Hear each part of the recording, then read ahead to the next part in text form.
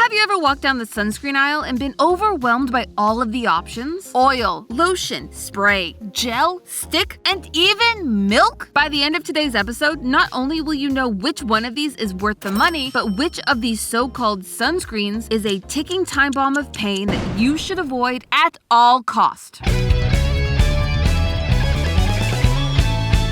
Hello Internet, welcome to Style Theory, the show that's ready to answer one of life's burning questions. What kind of sunscreen works the best? If you missed it, last year we proved that sunscreen was in fact good at protecting your skin from the sun, despite what some people on TikTok might tell you. Matt still has the checkerboard pattern to prove it. But proving that it worked was only step 1 in our skin protection master plan. Step 2 is taking it to the next level by pitting 8 different forms of sunscreen against each other in a head-to-head battle to see which will come out on top. Or, as we should probably call it, a leg-to-leg battle. I'm wearing my experiment shorts. These have seen mighty tests in their day, and so for today, we're gonna do another one. I'll be putting my ghostly white legs on the chopping block once again and giving myself a potentially permanent pair of stripes. Consider it a Style Theory host rite of passage. You'll have to stay tuned to the end to see if we get some nice crispy lines. Mwah. I'm going to be taping up my legs, then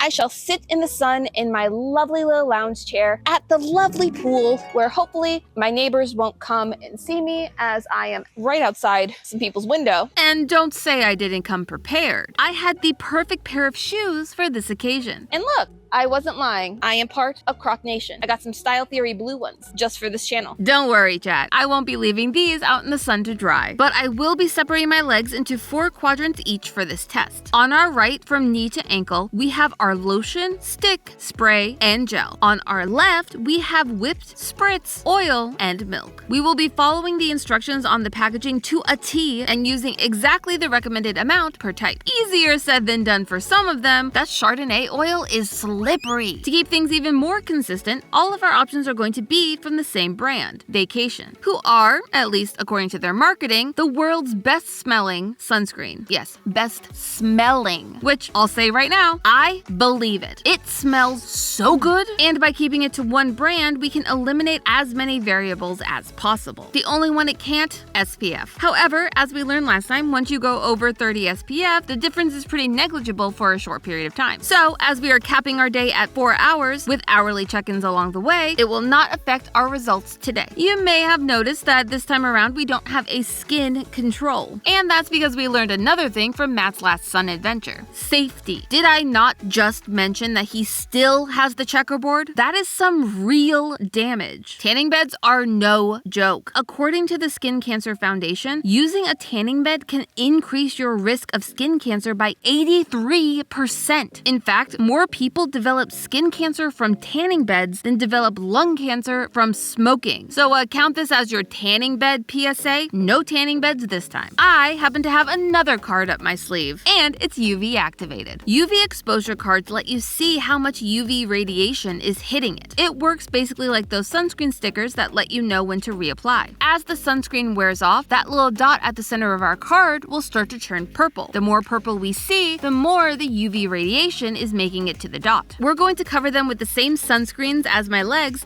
leaving one bare for our control. This gives us a safer yet equally informative test. My cards are still cooking away over there. See, we don't need a tanning bed. We just need a good plan. They would have been great to have last time, but that's what Matt gets for playing an episode all by himself when I was on vacation. Speaking of, I had one other goal for my outdoor excursion. Relaxation, baby. Your girl has not had a true vacation since last year. So why not use this as an excuse to take a few hours to myself and relax by the pool for science. I'm just gonna sit here with all of my sunscreen and work.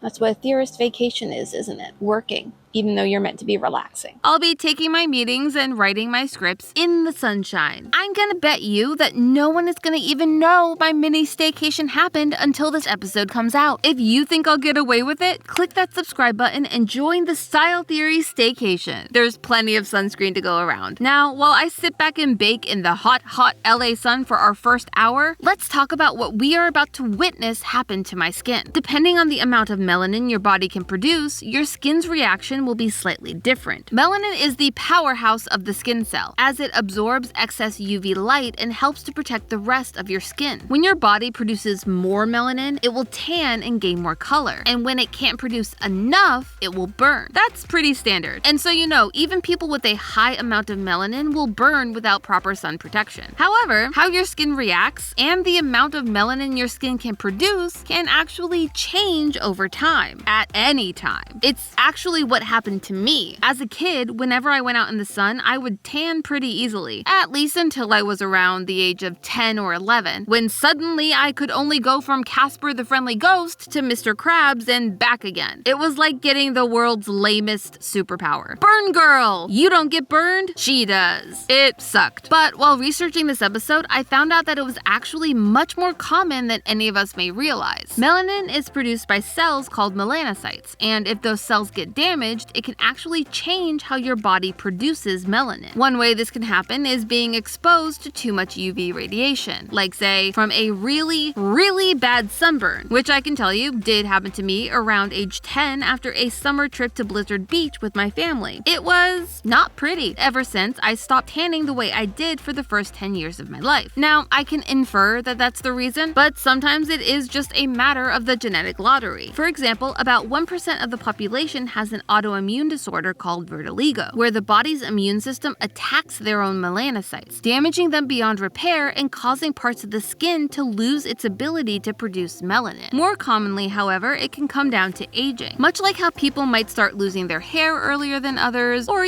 see some gray hairs start popping up before the age of 30. You can also start to lose pigmentation as your body's melanocyte count naturally decreases. This is extremely important because it means that over the course of your life, you will need to update your sun protection routine as your skin changes. And as always, make sure you are following the directions closely. Lucky for us though, we don't need me to tan in order to find out if the sunscreen is working. We're gonna feel the burn, baby. At this point, we were hitting our first hour and I was feeling the heat, though you couldn't really see any changes on my skin just yet. And our UV cards were also still looking good and protected. Not a surprise, since our sunscreens are meant to last about 2 hours before needing to be reapplied. What wasn't doing so hot? My computer. As I sat there trying to write my script that was due by the end of the day, all I was actually doing was getting a warning that my computer kept overheating. Too bad they don't make sunscreen for laptops. It was gonna make hiding my staycation a little bit harder. Sooner or later, Justin was gonna be beating down my door for an update, but I'm sure it's gonna be fine. Fast forward to hour 2, which was the end of our safe period, and things aren't looking quite as peachy. And now that we've hit 2 hours, we have arrived in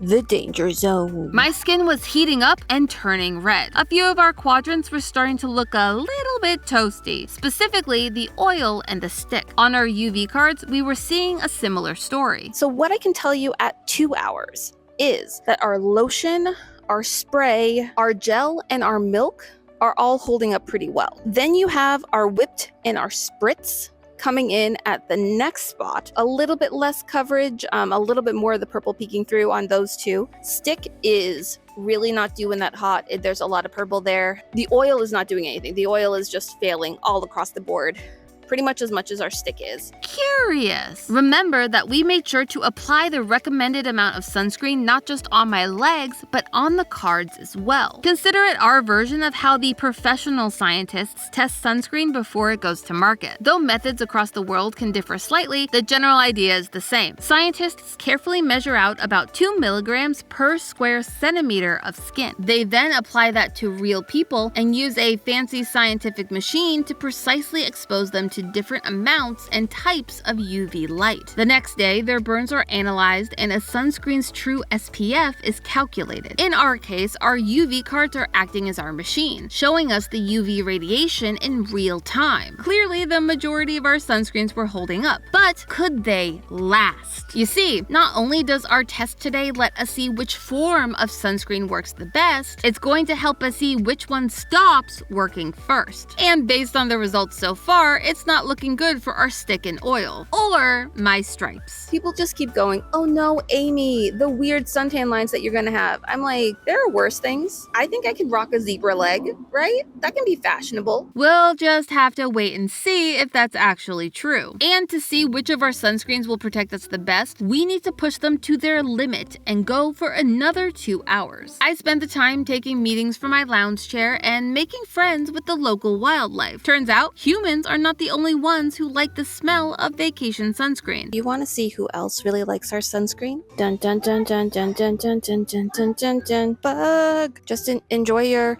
Chardonnay oil, friend, and let me stay over here. Cool, cool, cool. We're gonna move our seat for just a little bit. Be right back. After moving my seat to give our bug friend some well-deserved space, I settled my legs into another clear patch of sunlight to wait out my remaining time, surrounded by the calming sounds of my apartment's public pool.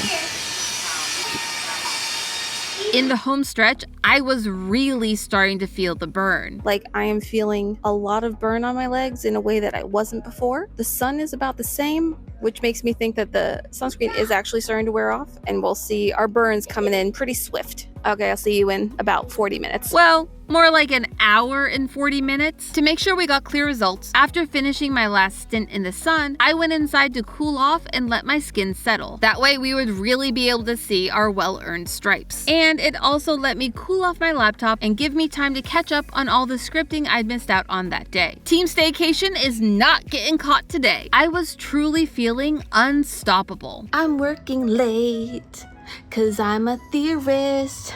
My skin is burnt to a crisp. Call me Sabrina. We'll do a duet. My tone-deaf singing aside, it was soon time to peel the tape away and see what we were really dealing with. And I was very surprised by what I found hiding behind all that tape. Let's take a closer look at these results. Overall, the results are pretty similar across the board, or legs, with only a few outliers. Despite our initial findings, the oil didn't end up looking any worse for wear than any other option. When it comes down to which ones actually did the worst, this is how I'd rank our findings. In third place, you have the spritz, which ended up with a bit more discoloration, but still held out pretty well, at least compared to our other two. In second place, you have the spray, which, if you look closely, you can see that we had a few majorly burned areas. I think I may know why, but first, we need to talk about our top loser in this experiment. In first place, for the worst sunscreen of all of our options,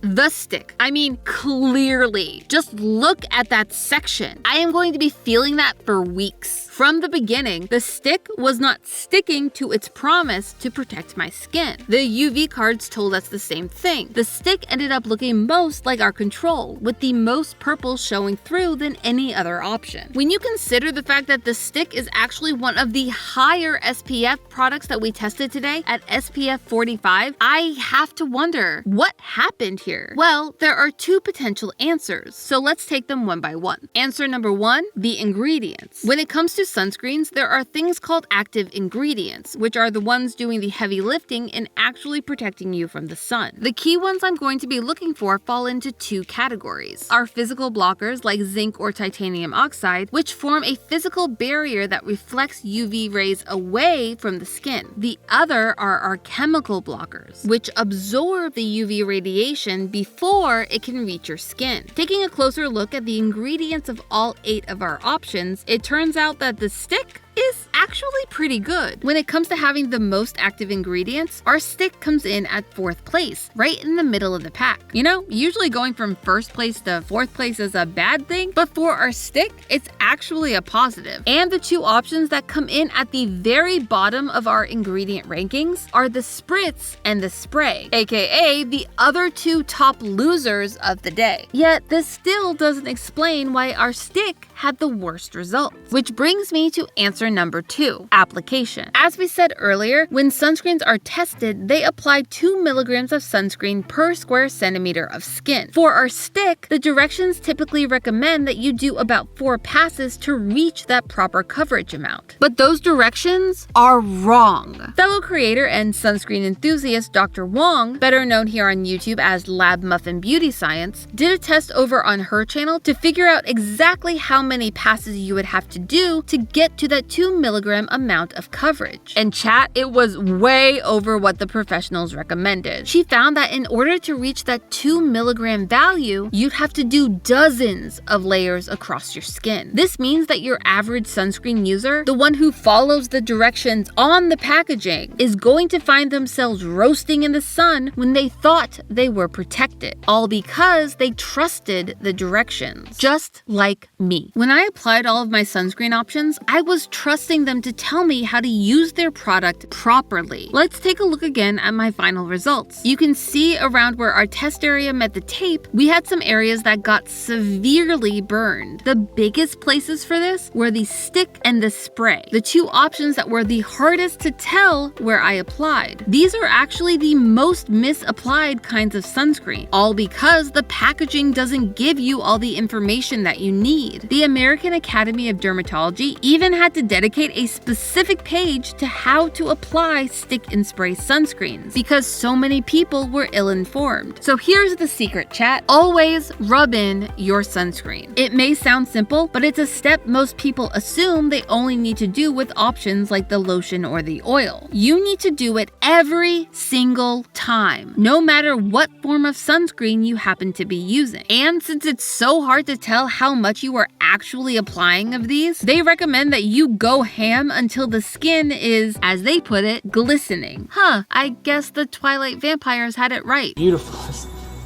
This is the skin of a killer, Bill. No, Edward. This is the skin of someone who knows how to properly apply their sunscreen. In the end, our most reliable sunscreen was the tried and true option, the lotion. Easy to apply and full of all the UV protection that you need. This is the one I'll be taking with me on my next staycation. Coming in a close second, we have a 4-way tie between the whipped, gel, oil, and milk options. They all showed pretty equal results across the board. Taking third place is the spritz, which just didn't have the ingredients it needed to really give us the punch of protection that we deserve. Followed in a distant fourth by the spray, who lacked detailed instructions to properly teach their customers how to apply their product. And hitting the rock bottom of our list, the one sunscreen that you should avoid at all costs, the stick. Not only does it lack proper application instructions, the instructions it does give you are lying. By following the recommended 4 swipes, you will still not be getting the right amount of coverage to protect your skin. That is a fact, one that will be burned into my skin for the next 6 to 8 weeks. But hey, that's just a theory, a style theory. Keep looking sharp. If you missed our first sunscreen adventure, click the box on the screen to get watching, and I'll see you next Saturday morning.